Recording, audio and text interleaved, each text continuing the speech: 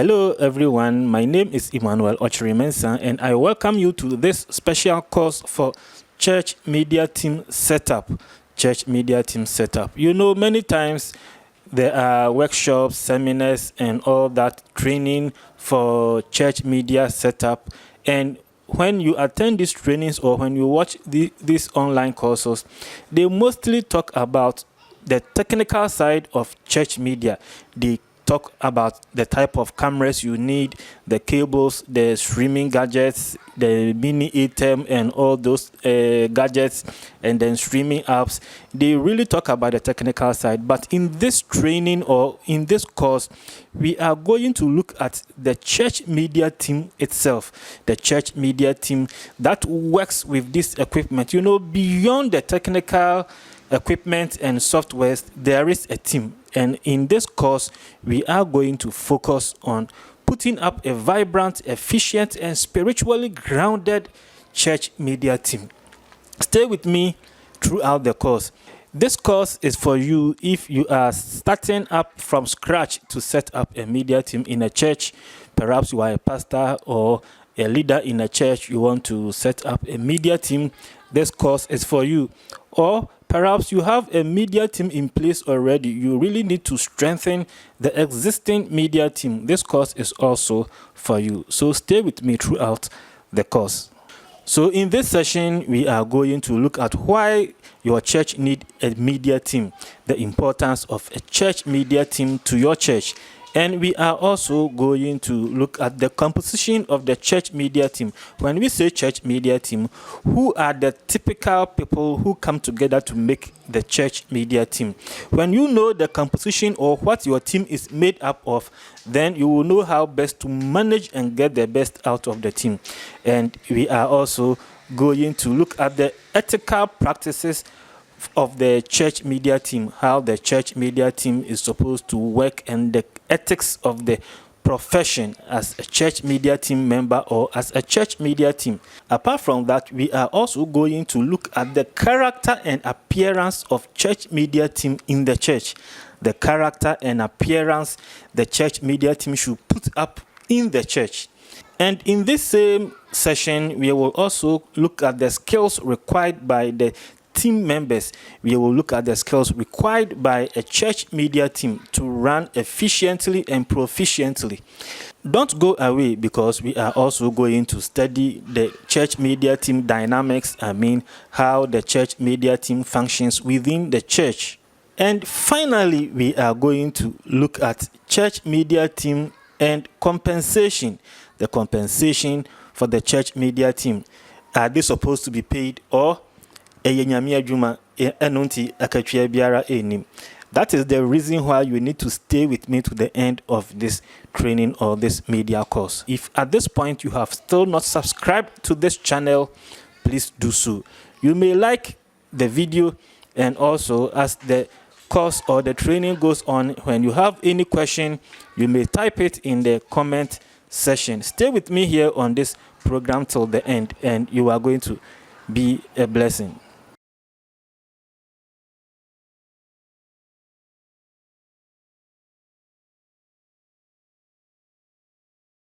And now, starting this session, I ask you, why do you think your church needs a media team? Why do you think your church needs a media team or a media department? You may put your answer in the comment section, whilst I share with you why and how my church started its media team. So I joined this small church by the roadside. It was the Church of Pentecost, Mountain View Assembly. After 1 year of joining the church, a pastor was brought to the church, and then it was no longer an assembly, but it became a worship center. It had its own pastor over there.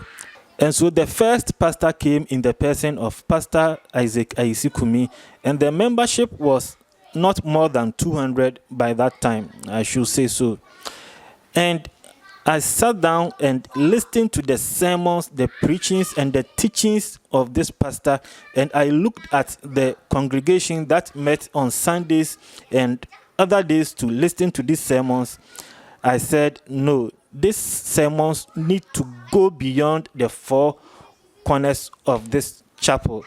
So I approached the pastor and shared with him my vision of coming into church, especially on Sundays, with my camera to record the sermons and then put them on YouTube, so that people who are not in the church members who one way or the other absent themselves from the church, will still be able to catch up or still be able to watch and listen to the sermon. And then also, when the sermon is up there, anytime, anywhere, anybody can go back to watch and then make reference to the sermon and pick up something as we move along in life. So when I shared this vision with the pastor, he welcomed it, and then he told me to speak to the leadership of the church, and they also accepted it. So every Sunday I went to church with my tripod and my camera in my backpack. I did my setup without light, without any other gadgets. And then when it is time for sermon, I press record and then I record. When I come home, I edit and compress the sermon into sometimes 15 minutes, sometimes 20 minutes, and then I posted them on YouTube. It was my little way of spreading the gospel. You know, the Bible says, "Go ye out and make disciples of all nations." I couldn't stay in the church. The pastor couldn't stay in the church and make disciples or spread the word of God to all nations. But being a media person, I thought I could use my little camera and my tripod and my YouTube channel to spread the gospel in that way. So that is why I started church media in my church. So it was a one-man show. When I'm not in the church, there is no production. And so the pastor served his time. He went away. Another pastor came in, and the church was growing. That was when the new pastor saw the need for a church media team. And when a team was put together, because I was already doing the media, all the team members agreed that I become the leader or the director or head of production of the team. And then that is how the media team in my church came into existence. And today, I can see we have a lot of gadgets to work with. We have a lot of members in the team. And for about the past 7 years, I have been in charge of my church media team.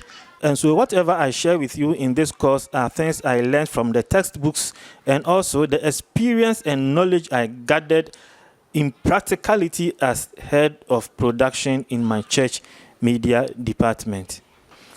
Having said that, let me remind you that media enhances the outreach of the church. Media enhances the outreach of the church. Media takes the church and its activities from the four walls of the chapel to the outside world. The media carries the church to the outside world for everyone to see what really takes place within the church chapel. Some people say the media is the eye or the window through which the world sees the church. So in essence, the media team is very, very, very important in your church setup. And now let's look at the composition of a typical church media team. Who are the people that work in a typical church media team? Within a church media team, you are likely to find the professionals and the non-professionals. When I say professionals, I mean people who do media as their main jobs. Aside what they do in the church, you may find someone in the church media team who is an event videographer. You may find someone who is an event photographer. They go about shooting weddings, funerals, parties, events, and that is their main source of livelihood. I mean, that is their profession. You may also find people who are working with TV stations full-time, and on Sundays when they come to church, they also support the church media. You may also find people like myself, who is a film producer and TV advertising producer. I produce movies, and I also produce TV commercials for companies, corporate bodies, and then businesses. And you may also find people who are even teachers in media schools, doing all sort of works within the media ecosystem. and they come to church and they support church media as well. So for them, they are professionals. Some of them have received training from the university, media training. Some of them have attended film schools. Some have attended media colleges. Some have learned through apprenticeship, and they are doing media full time. And then you will also find people in the media team who are not media professionals. Some of them may be bankers, accountants, teachers, health workers, doctors, nurses, who are interested in media. So they come and join the church media by passion, and then they learn on the job. Others are not media professionals, like I said. Somebody may be a teacher, but have some kind of interest in media. So they find one way or the other to learn media. Some learn online, some learn it on part-time basis, and they come to church and they are interested in doing media. But aside doing media in the church, they do not practice media anywhere. That is not their job. The only time you see them doing media is when they are in the church. So you are likely to find these two sets of people within the team. And if you are not able to identify them and know how to manage them, this same team that can produce good results may mess up your media and the church in general. The professionals and then the non-professionals. So in this regard, let's look at the strengths of the professionals and against the strength of the non-professionals, and then you will see how to put them together and get the best out of your team. Now let's look at the strengths of the professionals. I will say that they are effective because it is the work they do. They have received a lot of experience doing it over and over, and you can't underestimate the importance of such experience to your media team. The level of experience these people bring on board can go a very long way to help build a strong media team in the church. And once again, these people are knowledgeable and they can teach and share knowledge with the non-professionals and even train people within the church to strengthen the church media team. Then again, because these people are professionals, it's not too difficult working with them. They know what is expected of them. They come to church, they are serious, and they are able to deliver, and they pull the non-professionals along as well. I should also say these people are resourceful. Sometimes the church media may not have all the required gadgets, but when you have these professionals within the team, some of them may have some of this equipment needed, and so they come in to support the church media with their personal or their own resources. Some of them may not even have the gadgets, but they know where and when to get some of these gadgets to beef up, especially during conventions and bigger programs. These people come in very handy and resourceful in getting things in place for mega productions to take place. And now let's look at some of the challenges or the weaknesses of these people. I'm not saying they are bad, but you see, because they are professionals and they do media from Monday, sometimes even to Saturday, and they still come to church and do media, many times they come in exhausted. They are already tired. Media is time intensive and it consumes a lot from the individuals. Your energy, your strength, your mental power goes into media production. So these people usually come to church on Sunday already tired, exhausted, and stressed up. So the least thing, they get agitated. That is one thing about them. And another thing is that sometimes they are not reliable because they have their jobs to do. When there is a program within the week, you call on them, they are working somewhere. And many times they get gigs on weekends, weddings, events, and other kind of productions. And so if you are not careful, you will not be able to get them on weekend programs, Saturday. Some even go to work on Sundays, holidays, when you want to have holiday activities in the church. media people do not know holidays. They still go out there doing productions elsewhere. So these are some of the weaknesses or the challenges you may have with this kind of professionals. And these professionals also, when they are not carefully managed, some of them carry some form of ego within the team. We are the professionals. We know what goes on in the media industry. And when they are not spirit-filled or well-grounded in the gospel, they may end up intimidating or bullying the non-professionals, especially when it comes to brainstorming and idea sharing. We are the professionals. What we say must be done, as against the views and opinions of the non-professionals. So these are some of the weaknesses and the challenges you may have with the professionals, and if you are not careful, it will go against the media team setup. That is why we are having this course. If you have experiences or have any questions, you still can share them in the comment section, and I will address them as we move on or we progress in this course. And it is also worth mentioning that some of these people are already big men in the media space. They are known, they have seen the good, the bad, and the ugly side of media productions. So when they come to the church, it is not in the church that they are coming to strive to impress or do something new. They come in, they do what they can do, and then they leave. So sometimes it is perceived that their level of commitment is down. They don't have that exuberance. We want to do something, we want to impress, we want to achieve something within the church.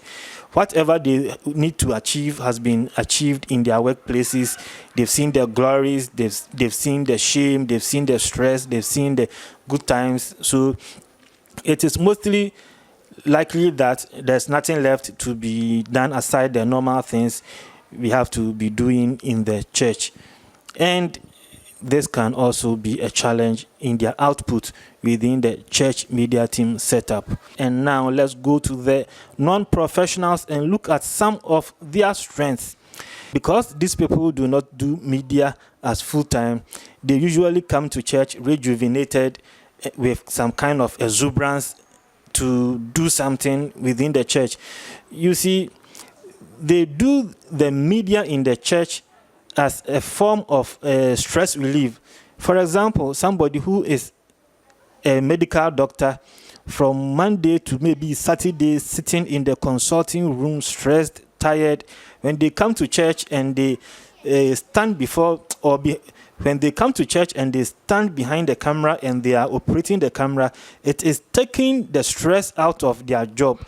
They are doing something new to take away the thoughts and the stress they carried from their workplace as medical professionals to the church.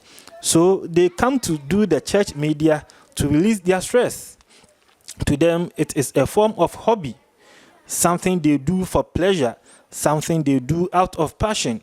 They have different jobs, they have different occupations bringing them money, and when they come to church, they do the media out of passion and out of pleasure. And you are likely to see that their commitment level is always high. Their commitment level is always high. They are not exhausted from media. They are not stressed from media. Within the week, they don't do anything media. So they come to the church with new energy in the media space, and they deliver very, very, very well. And then also they are reliable, and you can count on their commitment. Sometimes within the week, they may chance upon some knowledge, information. They may even learn something new in media, which they can only practice when they come to church. So they learn something new. They are eager. They are waiting. They are just willing and waiting for Sunday to come so that they put what they have learned into practice and see how it works. So when you see those people working, they work with joy, they work with energy, and they are vibrant in their output in the team, as against the professionals. They may not have the experience, they may not have the knowledge, but they work with that kind of energy and commitment you may not see coming from the professionals who come in already stressed and tired of media. And let me also mention that because these people, the only time they do media is in the church. If there is something they really need to achieve in media, it is from the work they do in the church. So they come in working so hard, they are punctual, they strive to go the extra mile to create a name for themselves, to achieve something in the church media, because aside the church media, there's nowhere for them to exhibit and become useful in the media space. So they put in all their best when it comes to church media activities. But let me also tell you that these people also have their weaknesses. They may not have the kind of experience and skill set as against those professionals who have gotten that experience and knowledge in the media space. So although they have the commitment and they have that exuberance and the energy to strive for more, they may lack some level of experience and knowledge, and so that affects their work output. And most times these people have ethical challenges in the media space. When you are a professional, you get to learn the ethics of the media profession. But when you have non-professionals in the media team, they usually lack the media ethics, and one mistake they make can collapse and have a very dire effect on your church ministry. Yes, so you really have to know these people and how to manage them within the church media team. They may make mistakes without even knowing the effects of the mistakes they are making. They may not see how their errors or their weaknesses may impact strongly on the media activities of the church. And so when you are working with them, you really have to know their strengths and their weaknesses and know how to manage these two teams together and get the best out of them. I have had the opportunity to work with these two sets of media personnel within the church media, and I'm going to share with you how I got the best out of this personnel at my disposal. First of all, it is worth telling the team that everything we do in the church is by grace. There are people who are more knowledgeable than us. There are people who are more experienced than us. No matter what you do in the media space, no matter what you do in your private life, there are other people who are better than us.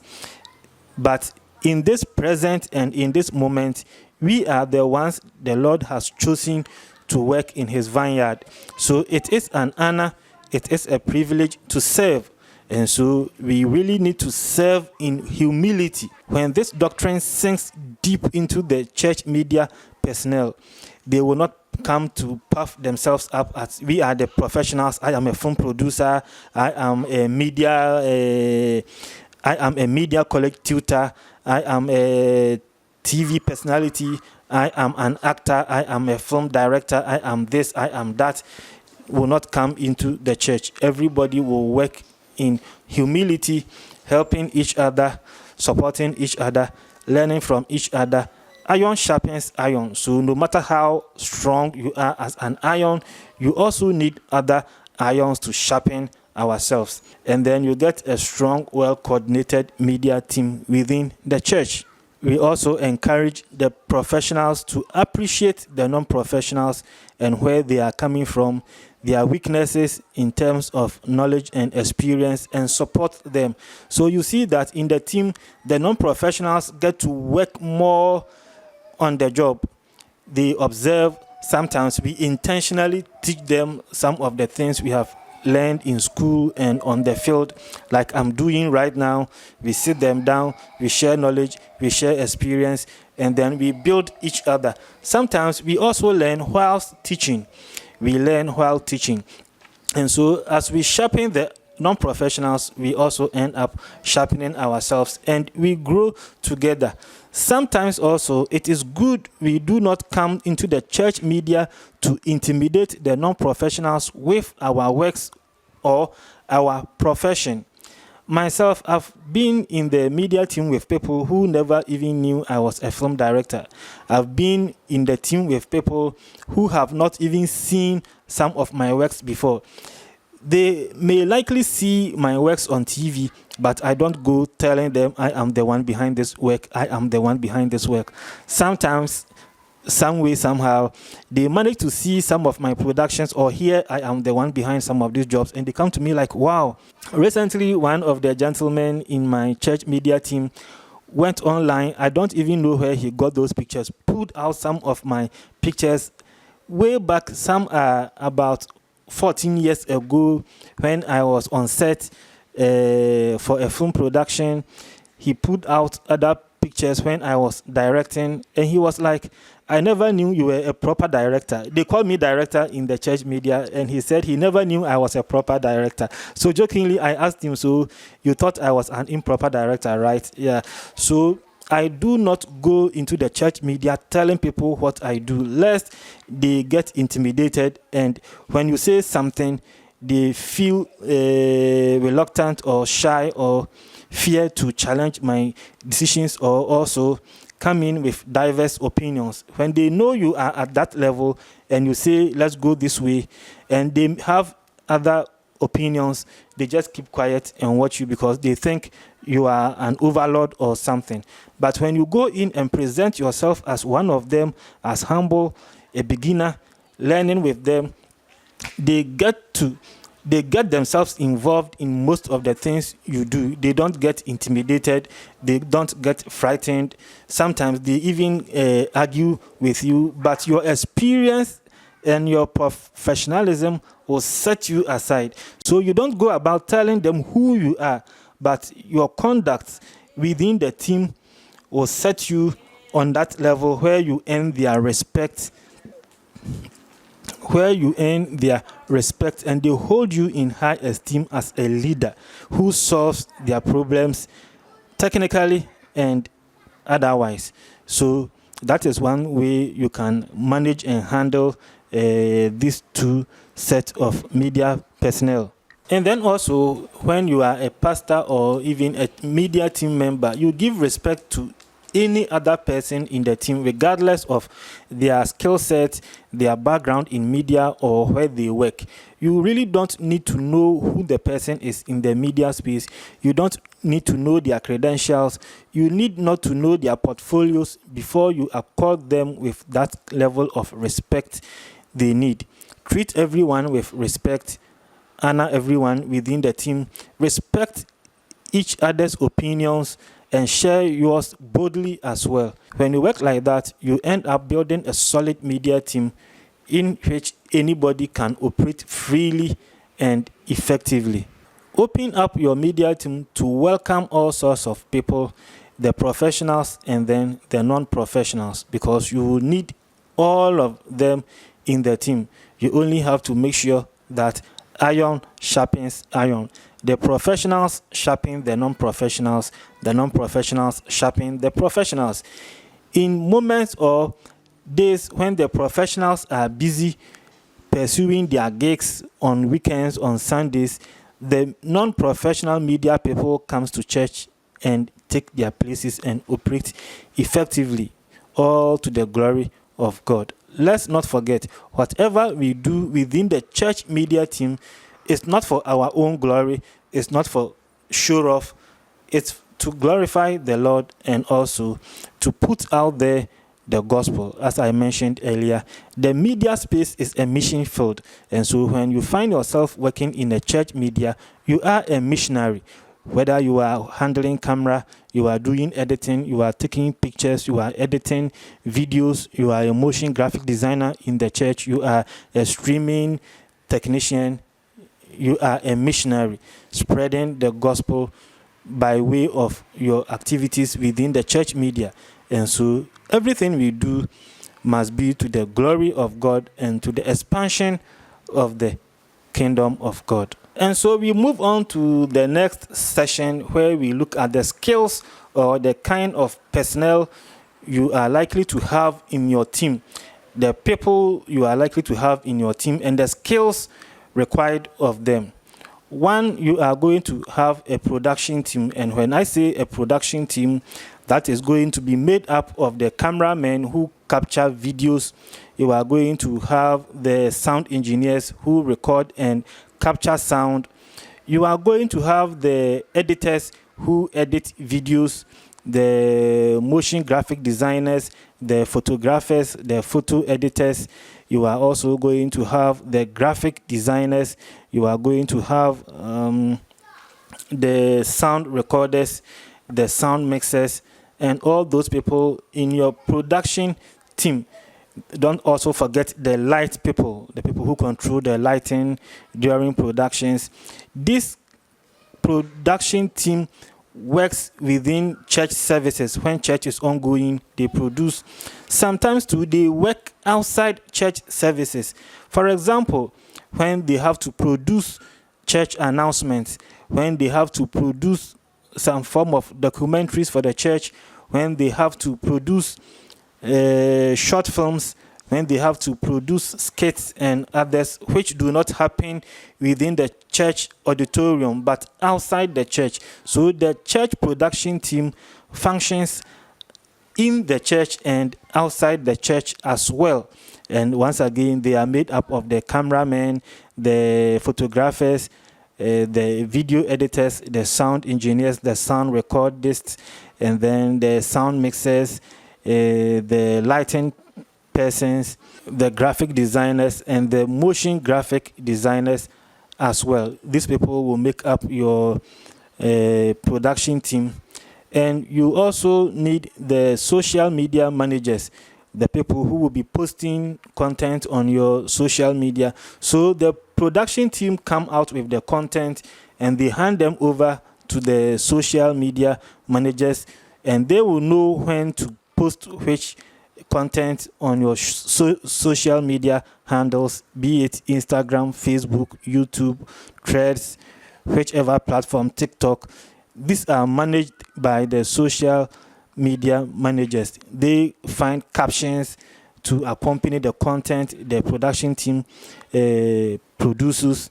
And we also have the streaming technicians. These streaming technicians, I should also say your MCR personnel, I mean the master control room personnel. When you enter the church media control room, you are likely to see these people. You will see one person there doing vision mixing or video mixing. They work on the switcher board. They switch in between camera shots and camera angles. And then also you will see the streaming technician who set up the streaming software and then the links within the streaming software. So they project the church services live on Facebook, YouTube, or on whichever platform you choose to stream on. They are knowledge and well experienced in that field. They know how to do the wiring. They know how to connect the feed produced by the production team and get them online. That is the streaming technicians. They are also the people in charge of the networks, getting the best out of the network providers. They know which format within which to stream, which quality to stream, so that you don't see breakages in the streaming. So next time you watch live video of your church or live stream service from a church and you see breakages within the live feed, then you know the streaming technicians are having issues. They also decide which softwares to use to stream. They also decide whether to use OBS, Wirecast, whichever software to use. And so they combine the streaming hardware, be it A10 mini, whichever gadget they have at their disposal, with the softwares. They do the connections, the wiring, and then get the feed out there on live streaming softwares or platforms for the whole world to watch. That is the streaming technicians. And then we have the projectionists. What they do is they make sure when there is song ministration, they project the lyrics of the songs on the screens. They find the lyrics of every song. They find the lyrics of every song that is ministered or sung in the church, and then they project the lyrics on screen so that people who do not know how to sing the song or who do not know the lyrics of the song will follow the lyrics on the screens and also sing along. These are the same people who project Bible quotations on the screen. The preacher may be on the platform and mention John chapter 3 verse 16, and I am reading from the NIV. And before you realize the sermon is projected, on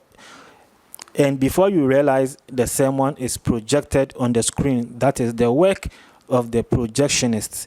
They project lyrics and then Bible quotes. And sometimes when there are PowerPoint presentations, they are the ones who will be projecting the PowerPoint slide by slide or page by page on the screens. And you will still meet the sound engineers. Some media teams don't have in-house sound engineers, so they only have to rely on the church sound engineer to give them sound feed, and they put them out on social media. But some church media departments are endowed to have their own sound engineer, so there will be a sound engineer in the main auditorium controlling the sound, and when you come to the media team, they also have their own sound engineer engineering the sound which is going out on live streaming platforms.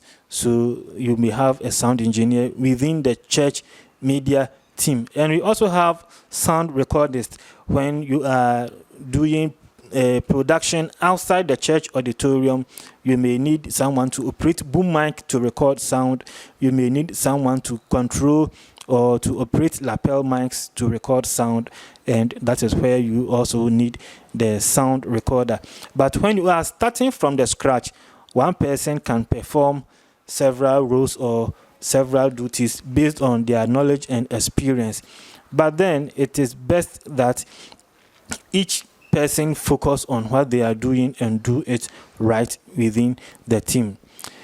And let me also mention the importance of workflow when you work with these people.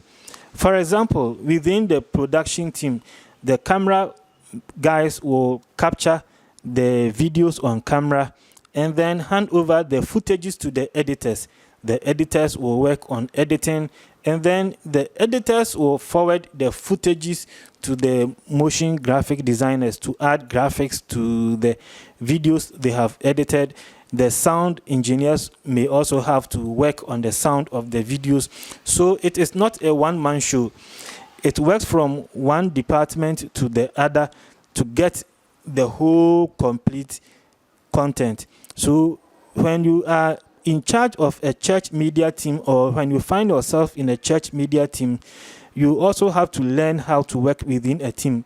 When it is your turn to deliver, know that the other party or the other people are waiting for you to finish, to take the content and work on them before it goes to the next person. And for example, the camera operators finish their job, give the videos or the footages to the editor. The editor sits on the footages for a very long time. He is not editing, and when you call on him, he is angry, he is busy, kind of stuff. It is going to affect the motion graphic designer.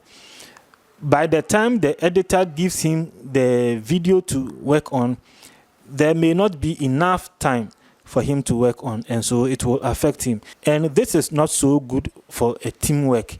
Teamwork, we work for each other, we work with each other, and we depend on each other. So what you do, you work within your time space as quick as possible so that the other people who will work after you will also have time to work on their own.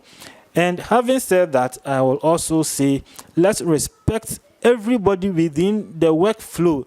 Let the editor respect the work of the cameraman. Let the motion graphic designer respect the work of the editor. Let the sound engineer respect the work of the cameraman, the editor, and the motion graphic designer. Don't go about saying the videos were poorly shot, the camera person didn't do a good job, so it's making the editing difficult. The editor also finishes the work, forward them to the motion graphic designer, and he is also like, the works were not properly edited, and you talk ill about the previous person's works. You also finish, you hand over your the work to the sound engineer or the next person, and they also talk about your work. It's going to have a negative effect on the team and the team's output. So let's respect each other's work. If you see anything that needs to be checked, you call on the person, you share ideas, and then you work on it before it even gets to the next person. All right. At this point, let's take a short break. And when we come back, we continue with this media course or training on this channel. Subscribe to the channel, like the video, share your experience and your questions, and I will attend to them. Don't go away. I will be right back after this short break.